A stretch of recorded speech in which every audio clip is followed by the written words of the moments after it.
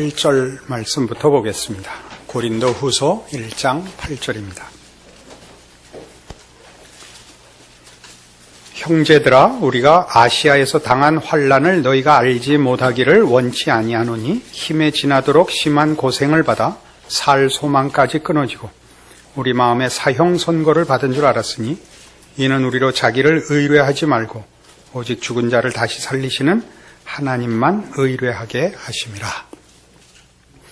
지난 시간에 우리는 베드로를 생각했고 그 전 시간에는 다윗을 생각했습니다.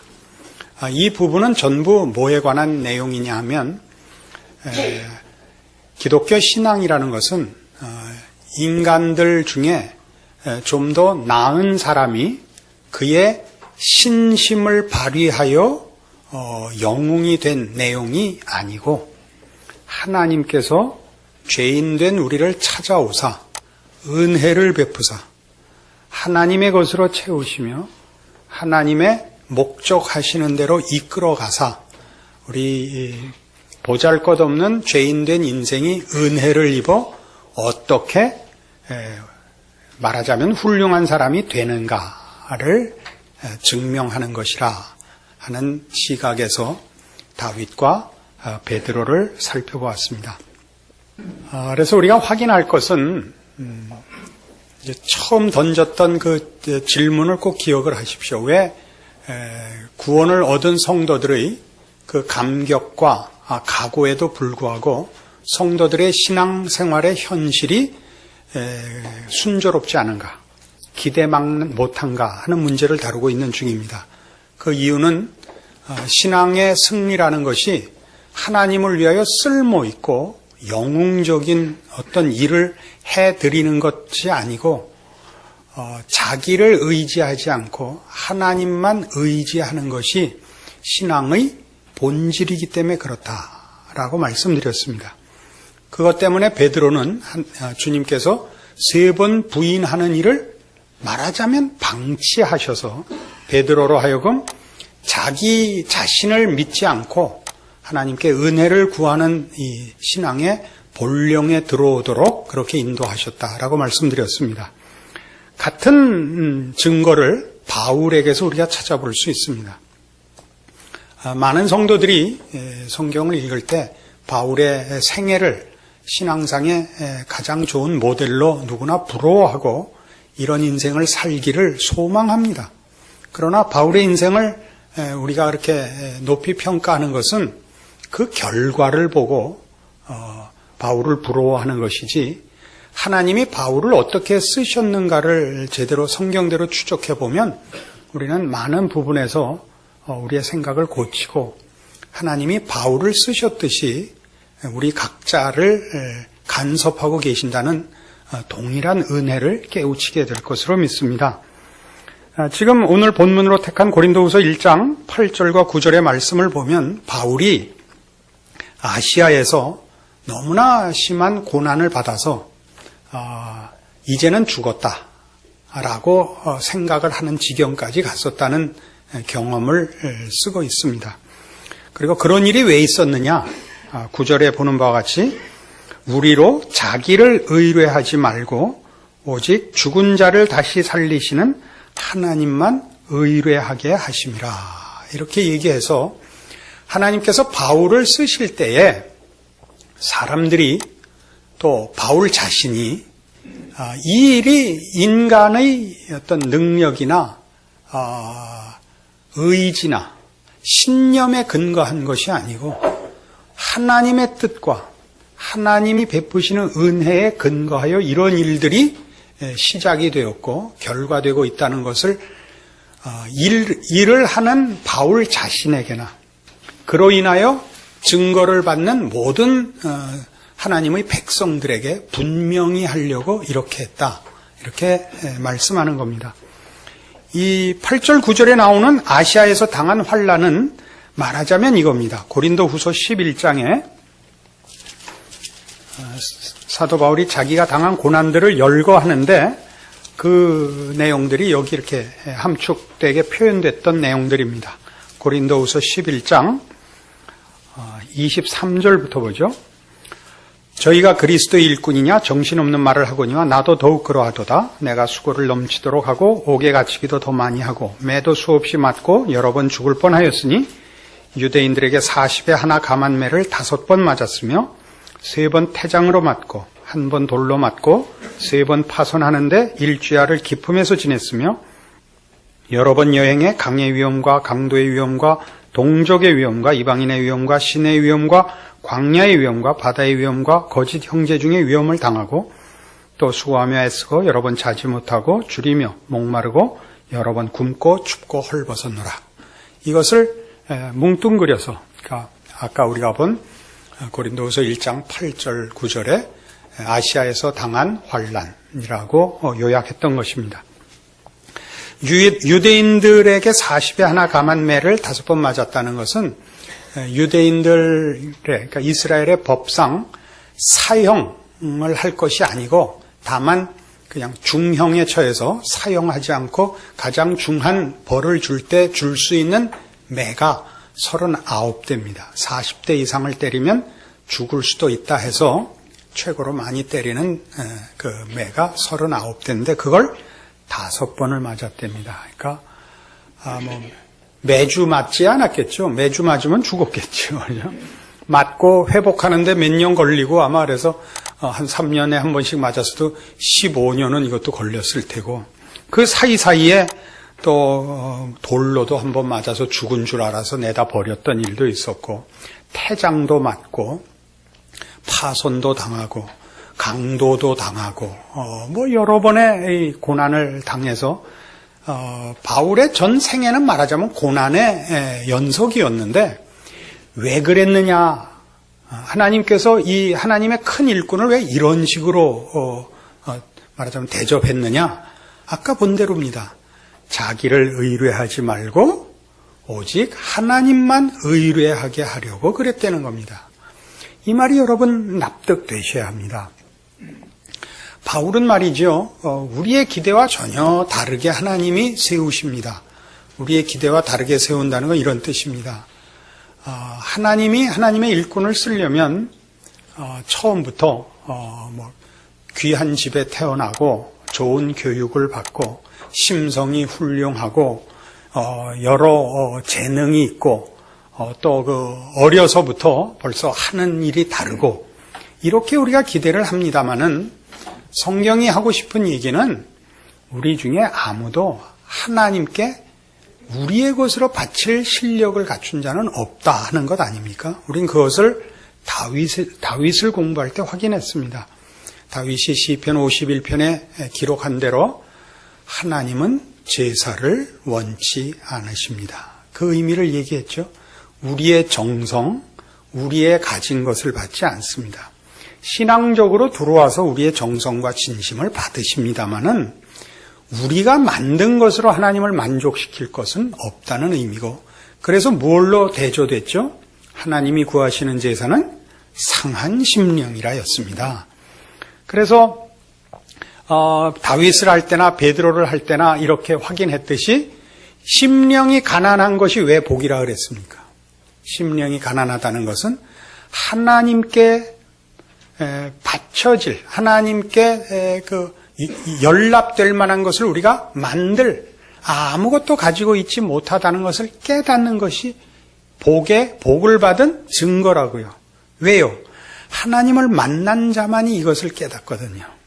그래서 그는 의에 줄이고 목마르게 됩니다. 하나님만 소원하고 하나님께 있는 것만을 원하게 됩니다. 이것을 확인시키는 작업을 하나님은 예외 없이 그의 종들에게만 아니라 그의 자녀들에게 요구합니다. 그래서 모든 사실 하나님의 백성들이 겪는 공통된 예외 없는 신앙의 현실은 자기의 것으로는 되지 않는다는 사실을 확인받는 일이기 때문에 실패와 좌절로 경험됩니다.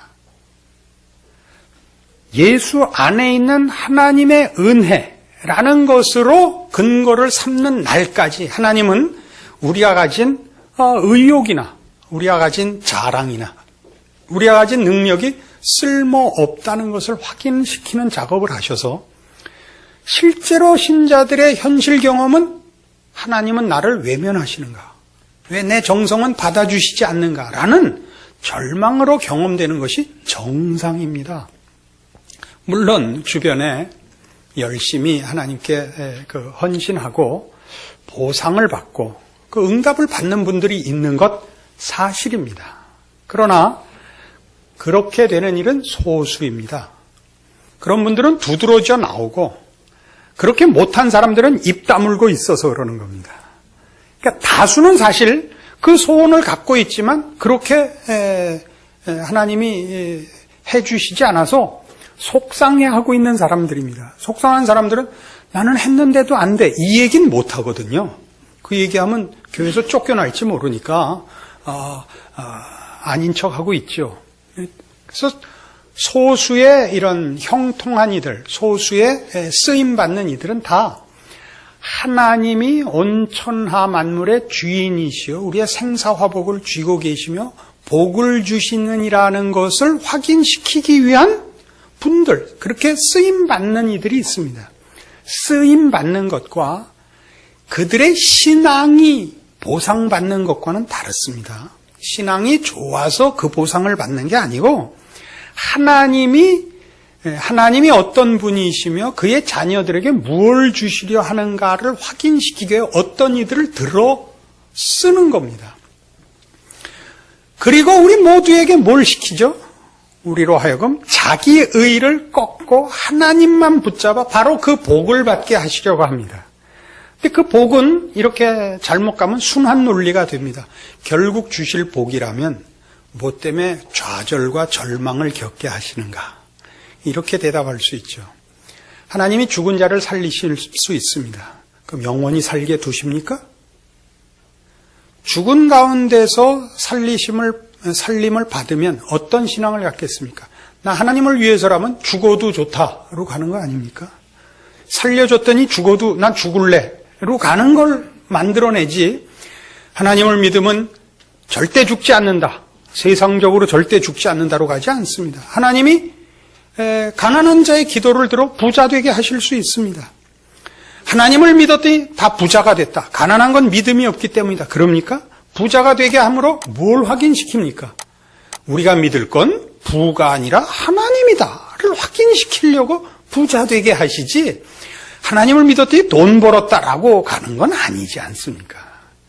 그러니까 우리가 이 문제를 정확히 이해해서 결국 하나님만이 우리의 운명을 승리케 하시며 복되게 하시며 영생으로 인도하시는 분이라는 걸 확인시키기 위하여 우리 주변에 하나님을 믿어 이런 복을 받았다, 이런 승리가 있었다라는 간증이 있으나 그 의미가 제대로 이해되게 하기 위해서는 우리로 하여금 자기를 의지하던 것들을 다 버리고 오직 예수 안에서 하나님만 붙들고 메어 달리도록 하는 길로 인도하신단 말입니다. 그러니까 성경이 끊임없이 우리로 하여금 하나님 안에만 우리의 소원이 있다. 하나님 안에만 우리의 답이 있다. 시편의 표현대로면 여호와는 나의 상급이시요, 방패시요, 구원의 뿌리시요, 나의 복이시요, 나의 자랑이시요. 그러는데 현실로는 아무리 기도해도 하나도 그 보상을 못 받고 있지 않습니까? 왜요? 하나님은 철저히 우리로 하여금 자기를 의뢰하지 말고 하나님만 의뢰하게 하려 하고 계십니다. 그래서 바울 얘기로 돌아와서 바울은 그 시작을 영웅적으로 하나님의 종으로 등장하지 않습니다. 우선 그는 첫 12사도에 끼지 않습니다. 그는 예수를 믿는 자들을 핍박하는 자로 등장을 합니다. 스데반을 죽이죠. 다메섹으로 예수 믿는 자들을 잡으러 가다가 예수를 만납니다. 그래하여 이제 사도가 되죠. 그러면 일반적으로 생각할 때 그는 벌써 결정적인 흠을 하나 안고 들어오는 거 아닙니까? 예수 믿는 이 기독교 신앙에 무슨 큰 공헌을 하고 들어온 게 아니라 가장 악질적인 적군이었던 과거를 가지고 들어오고 있지 않습니까? 게다가 성경의 기록들을 종합해 보면 그는 외모도 신통하게 생기지 않았답니다. 말 구변도 별로 없었고 또 치명적인 어떤 육체의 결함이 있어서 뭔지는 우리는 정확히 모릅니다만은 학자들의 견해에 따르면 간질이었다 또는 안질이었다 그렇게 얘기하는데 너희를 시험하는 것이 내 몸에 있다라고까지 얘기했고 바울은 그걸 나중에 사단의 가시가 내 몸에 있다라고 고백했을 정도입니다. 그 생각해 보십시오. 잘 복음 전하고 배고픔 품고 버둥거리면 누가 은혜를 받겠습니까? 예수님 십자가에 달리셨을 때 밑에서 뭐라고 조롱했죠? 네가 하나님의 아들이거든 내려와 보라. 똑같은 내용이죠. 자기는 구원 못하는가? 자기 병도 못 고치는 주제에 무슨 영생을 운운하는가? 고린도 교회 교인들이 사도 바울을 공격한 내용들입니다. 이 모두가. 그러나 바로 그런 것들이 왜 있어야 하는가를 바울이 이해하고 있고 성경이 우리에게 그걸 설명하고 있습니다. 같은 내용을 고린도후서 12장에서 이렇게 연결하고 있죠. 7절. 고린도후서 12장 7절입니다. 여러 계시를 받은 것이 지극히 크므로 너무 자고하지 않게 하시려고 내 육체에 가시 곧 사단의 사자를 주셨으니 이는 나를 쳐서 너무 자고하지 않게 하려 하심이니라. 이것이 내게서 떠나기 위하여 내가 3번 주께 간구하였더니 내게 이르시기를 내 은혜가 네게 족하도다. 이는 내 능력이 약한 데서 온전하여짐이라 하신지라. 이러므로 도리어 크게 기뻐함으로 나의 여러 약한 것들에 대하여 자랑하리니 이는 그리스도의 능력으로 내게 머물게 하려 함이라. 그러므로 내가 그리스도를 위하여 약한 것들과 능력과 궁핍과 핍박과 곤란을 기뻐하노니 이는 내가 약할 그때에 곧 강함이니라. 이거 잘못 읽으면요 이렇게 읽지 마세요. 감동적으로 읽지 마세요. 눈물이 그렁그렁 해갖고 바울은 어쩌면 이러냐 오빠 뭐 이러시면 안 돼요. 그 얘기가 아니에요. 이렇게 너무 감성적으로 가지 마세요. 정확하게 현실적으로 이해를 하세요. 하나님은 쓸만한 사람을 쓰는 적이 없다. 그게 성경의 고백입니다. 왜 그렇다고요? 우리로부터 시작된 것이 아니다. 뭐가? 기독교의 신앙이, 구원의 복음이, 하나님의 은혜가 하나님의 은혜로우심과 자비하심과 신실하심으로부터 출발했다. 그러니까 우리 지금 한국 교회를 제가 감히 한국교회 운운해서 죄송합니다만은 지금 이 시대의 한국교회 형편을 보시면 우리는 한국 경제 부흥과 함께 교회의 양적 부흥을 함께 경험을 해서 성공 시대가 됐죠. 능력과 성공이 어디나 화두가 되고 있습니다. 그저 새겨들어 주시고 그 의미를 이해해 주시기 바랍니다. 여러분들이 아시는 우리나라의 유명한 목사 10분을 마음속에 생각해 보십시오. 그 10분 중에 학벌이 좋은 사람이 있으십니까? 그 10분 중에 설교 들어보시고 참 뛰어난 지성을 가졌다 그렇게 느끼시는 분이 있습니까? 그분들 중에 외모가 괜찮은 분이 있습니까? 있나? 없습니다. 그건 다 뭘 의미하느냐 하면 이걸 의미하는 겁니다. 고린도전서 1장 이 10분이 부디 이 성경에 당신들의 내용이 예화로 등장한다는 것으로 위로를 삼으시고 이 비유를 오해하시지 않기를 바랍니다. 고린도전서 1장 26절입니다. 형제들아 너희를 부르심을 보라. 육체를 따라 지혜 있는 자가 많지 아니하며 능한 자가 많지 아니하며 문벌 좋은 자가 많지 아니하도다. 그러나 하나님께서 세상에 미련한 것들을 택하사 지혜 있는 자들을 부끄럽게 하려 하시고 세상에 약한 것들을 택하사 강한 것들을 부끄럽게 하려 하시며 하나님께서 세상에 천한 것들과 멸시받는 것들과 없는 것들을 택하사 있는 것들을 폐하려 하시나니 이는 아무 육체라도 하나님 앞에서 자랑하지 못하게 하려 하심이라. 자랑하지 못하게 하려 하신다 하는 이 표현은 오해하기 꼭 좋죠. 하나님이 셈이 많으시다 그런 생각이 들 수 있습니다. 여기서 자랑하지 못하게 한다는 건 뭐냐면 우리가 우리가 하는 일에 이유와 근거와 자격을 갖고 있다고 생각하지 못하게 하려 한다. 그런 뜻입니다. 하나님이 이유이시고 근거이신데 우리 인간으로부터 이 기독교 신앙들이 하나님이 주신 구원이나 하나님만이 주실 수 있는 영생이 만들어질 수 있다고 생각할까 봐 하나님이 하나님의 은혜를 베푸시며 복음을 전하는 데 쓰는 종들은 거의 예외 없이 어떤 자들을 쓴다고요? 못난 자들을 쓴다는 것입니다. 저 사람이 어떻게 저런 큰 목회를 성공할 수 있을까? 이것이 오늘날 한국교회의 가장 큰 관심이 돼서 목회 성공 세미나가 아주 유행입니다. 그래서 말하자면 큰 교회를 하시는 목회자를 불러서 어떻게 해서 이런 목회에 성공을 했습니까? 솔직하게 답은 이게 정답입니다. 저도 모르겠습니다. 이게 정답인데 다들 결과가 있으니까 뭔가를 이유를 자꾸 만들어냅니다. 기도 많이 했습니다.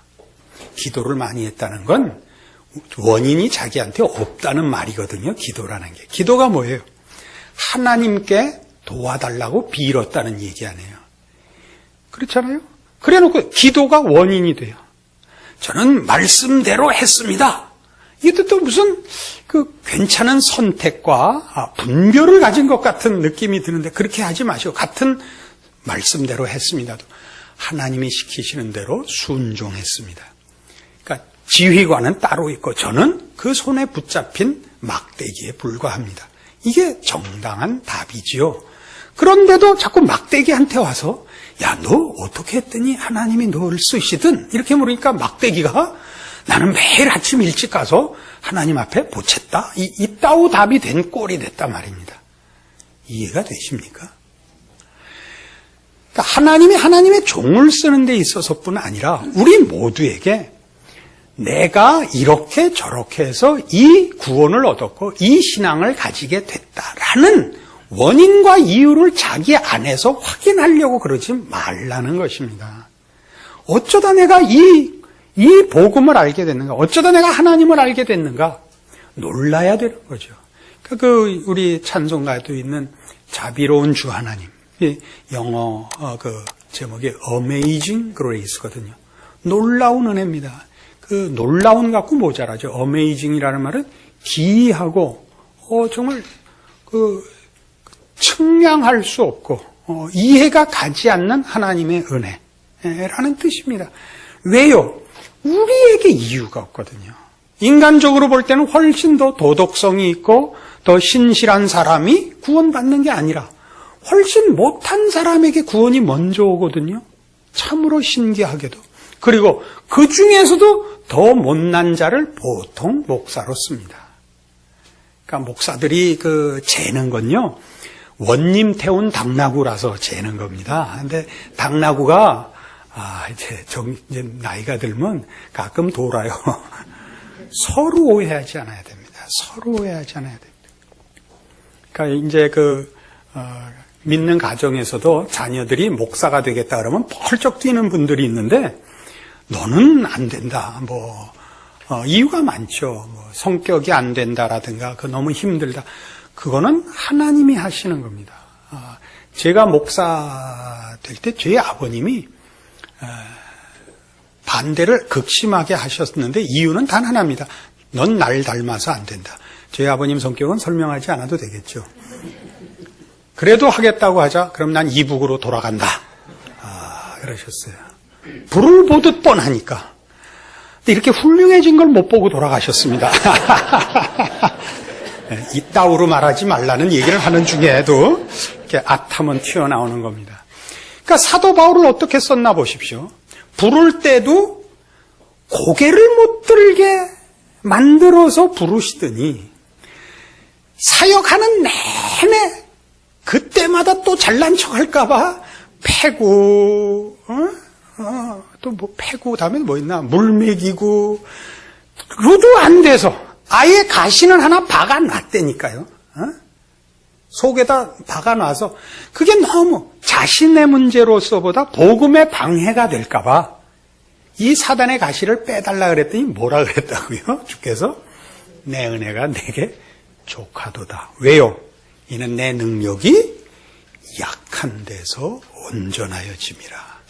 할 말이 있다 없다? 없고 얼마나 감사합니까? 너희 시험 봐서 토플 600점 이상 받아와라. 그랬으면 망하는 거였죠. 은혜라는 게 토플 안 봐도 좋다. 대신 이름은 써라. 그러는 것도 아닙니다. 시험 안 봐도 좋으니까 이름만 써라. 이름도 못 쓰냐? 이렇게 얘기하는 건 은혜가 아닙니다. 우리 보고 연필도 잡으라 그런 적이 없는 것이 이 구원의 은혜입니다. 어느 날 하나님이 찾아오셔서 어느 날 보니까 하나님을 알게 됐고 내가 죄인인 걸 알게 됐습니다. 근데 그 은혜를 받아놓고 거꾸로 정리를 해나가죠. 어떻게? 무슨 이유가 있어서 내가 구원을 받았을꼬? 요따구로 생각을 해서 나는 같은 줄 알았더니 아니네. 이렇게 가신단 말이죠. 모든 성도들이. 그러면 이게 왜 심각한 문제가 되느냐면 아까도 얘기했듯이 나는 이렇게 했더니 됐더라. 이건 신앙이 아닙니다. 나는 이렇게 했더니 됐더라가 아니라 하나님이 찾아오셔서 하나님의 것으로 우리에게 주시려고 하는 것이 구원입니다. 신적 충만으로 우리를 인도하시려고 한다고 앞에 누누이 설명을 했습니다. 내 것으로 가지지 말고 우리가 만들 수 있는 건 뭡니까? 죄성밖에 없습니다. 헛된 것이요 썩어질 것이요 가치 없는 것들입니다. 하나님의 것을 채우려 하사 하나님의 자녀라는 이름에 걸맞는 완성을 요구하고 계십니다. 그래서 우리 보고 자꾸 어떻게 하래요? 다 버리라는 거죠. 자신을 부인하려는 거죠. 자기를 포기하려는 거죠. 오직 하나님께 매어 달려 있으라는 거죠. 요한복음 15장의 포도나무 비유였습니다. 그것이 신앙입니다. 그것이 신앙입니다. 우리는 자꾸 열심을 내고 신실한 것이 이 의에 줄이고 목마른 차원에서의 열심. 주만을 의지하고 주 안에 있겠다는 은혜를 구하는 매어 달림이 아니라 은혜를 받아서 남다른 확인을 받으려는 이 일과 자꾸 혼동이 빚어지는 것입니다. 그래서 이런 일들은 지금 이 고린도전서 1장 이 내용에서 2장으로 이렇게 넘어갑니다.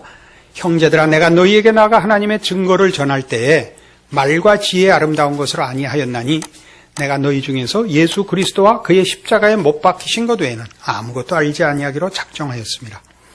내가 너희 가운데 거할 때 약하며 두려워하며 심히 떨었노라.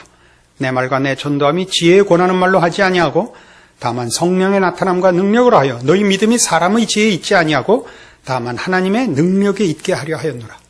그러니까 고린도 교회에 가서 이 복음을 전할 때 바울이 제일 걱정한 게 뭐라고요? 바울이 철학자로서 인간이 만든 고급한 사상을 전하는 것으로 저들이 이해할까 봐 제일 걱정을 했다는 거예요. 하나님의 복음을 전하러 갔는데 바울이 무슨 도를 닦은 사람, 그러니까 도통한 사람으로서 어떤 도를 전하는 인간의 사상과 이상과 어떤 하나의 철학을 전하는 것으로 이해될까 봐 받는 자들이 자기들이 지성으로 이해한 복음이 될까 봐 가장 두려워했다는 것입니다.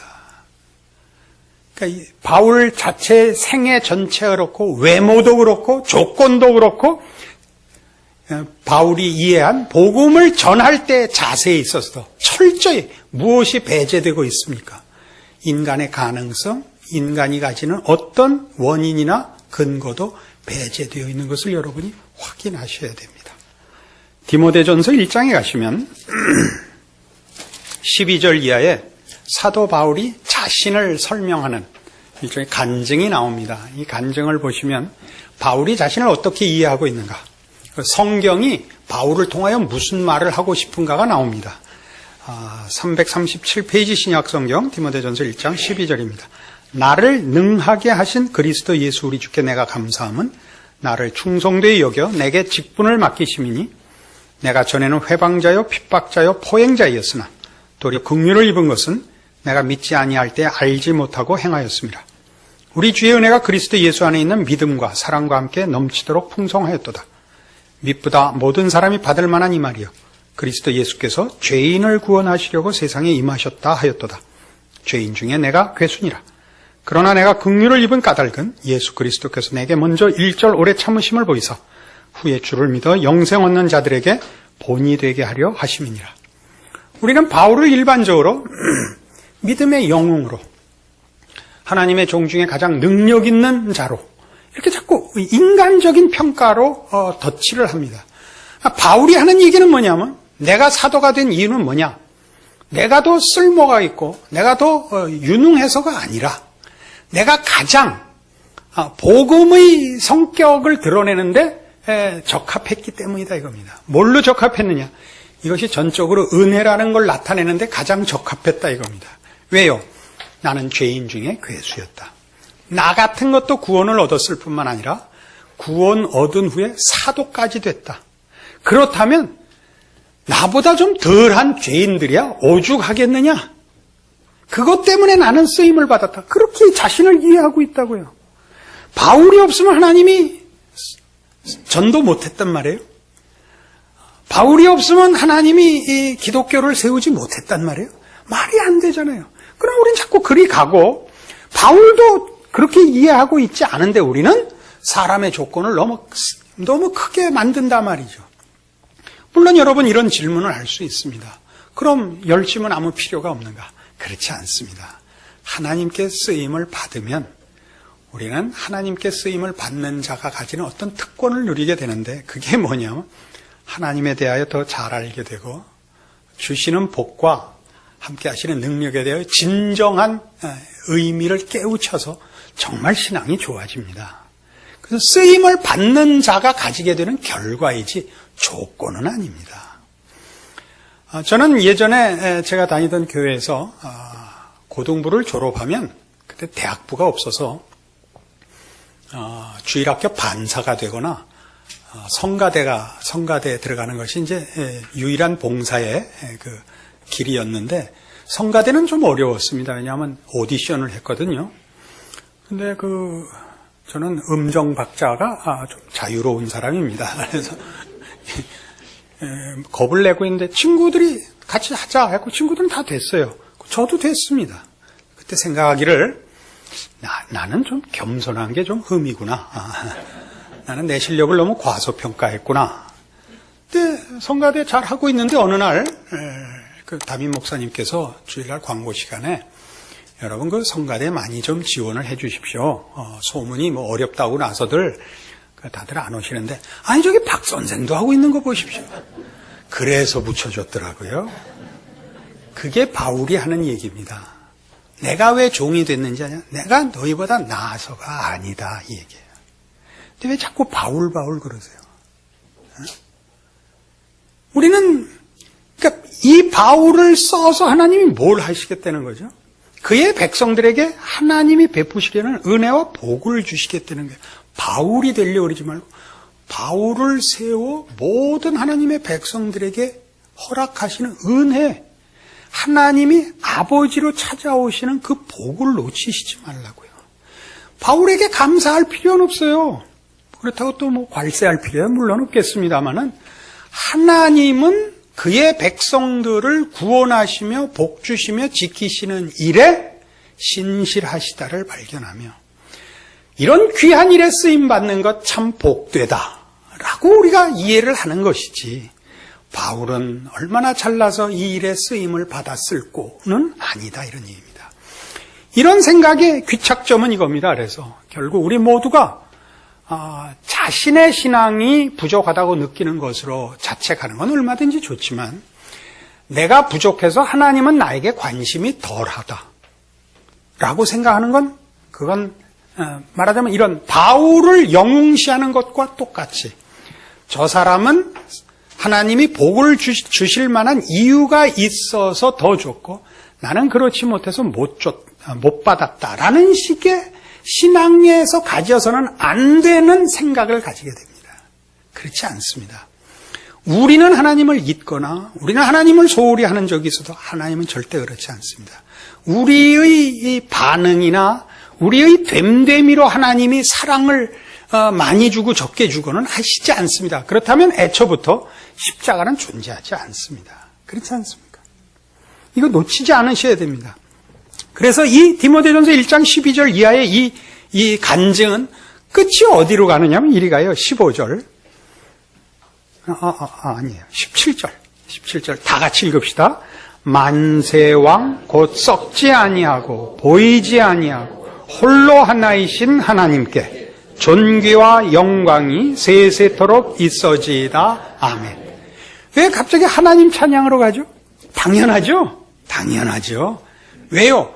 우리가 자격이 있어서, 우리에게 이유가 있어서가 아닌 하나님의 은혜로우심과 자비하심과 신실하심이 우리에게 이 놀라운 구원과 복이 오게 된 이유였기 때문에 모든 찬송을 하나님께 돌릴 수밖에 없는 것입니다. 사도 바울은 자신을 영웅시하지 않으며 우리 어떤 사람들에 대해서도 차별 없는 무한한 하나님의 은혜를 자신을 샘플로 삼아 지금 증언하고 있는 것입니다. 놀랍지요. 그래서 빌립보서 4장의 이 결론이 우리 이해가 됩니다. 빌립보서 4장 10절 이하의 말씀 봅시다. 아주 우리 자주 암송하고 많이들 좋아하는 구절이 거기 나옵니다. 내가 주 안에서 크게 기뻐하면 너희가 나를 생각하던 것이 이제 다시 싹이 남이니 너희가 또한 이를 위하여 생각은 하였으나 기회가 없었느니라. 내가 궁핍함으로 말하는 것이 아니라 어떠한 형편에든지 내가 자족하기를 배웠느니 내가 비천에 처할 줄도 알고 풍부에 처할 줄도 알아. 모든 일에 배부르며 배고픔과 풍부와 궁핍에도 일체의 비결을 배웠노라. 내게 능력 주시는 자 안에서 내가 모든 것을 알 수 있느니라. 이 13절의 구절을 많은 성도들이 좋아합니다. 내게 능력 주시는 자 안에서 내가 모든 것을 알 수 있다. 이것은 이런 뭐라고 해야 됩니까? 의욕과 담력에 관한 얘기가 아니고 지금 바울은 감옥에 갇혀 있습니다. 이 시점에 빌립보 교회는 지금으로 말하면 그리스에 있고 로마 감옥은 이탈리아에 있습니다. 그 빌립보 교회 교인들이 그 먼 길을 찾아와서 감옥에 갇힌 바울을 찾아보고 위로했습니다. 바울이 고맙다고 하면서 11절 보시다시피 내가 궁핍함으로 말하는 것이 아니다 그래요. 너희가 나를 찾아와서 고마운데 내 궁핍한 걸 도와줘서 고맙다는 거 아니다 그래요. 놀랍죠? 너희가 하나님의 사랑에 동참해서 고맙다 그런다. 너희가 이 사랑을 배운 게 내가 고맙다. 그러면서 나는 어떠한 형편에도 자족하기를 배운 자다 라고 얘기해서 비천에 처할 줄도 알고 풍부에 처할 줄도 알아. 모든 일, 즉 배부르며 배고픔과 풍부와 궁핍에도 일체의 비결을 배워서 내게 능력 주시는 자에서 나는 모든 것을 할 수 있다 합니다. 여기서 말하는 모든 것은 그런 의미에서 어떤 난관이 생기든지 돌파할 수 있다, 극복할 수 있다, 해결할 수 있다가 아니라 무슨 꼴이라도 당할 수 있다입니다. 말하자면. 왜요?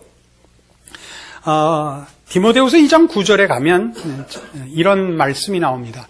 나는 감옥에 매였으나 하나님의 말씀은 매이지 아니하였느니라.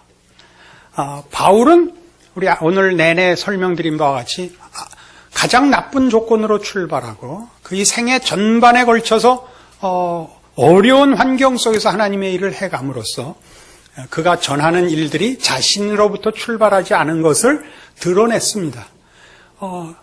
심한 경우에는 감옥에 갇혀서 전도 활동을 할 수가 없을 때에도 하나님의 말씀은 매이지 않았습니다. 그래서 빌립보서 1장에 나중에 집에서 찾아보시면 바울이 잡혀서 바울을 좋아하는 사람과 반대하는 사람 양쪽이 다 열심히 전도를 하게 되는 결과를 만들어서 잘 됐다라는 간증까지 나옵니다.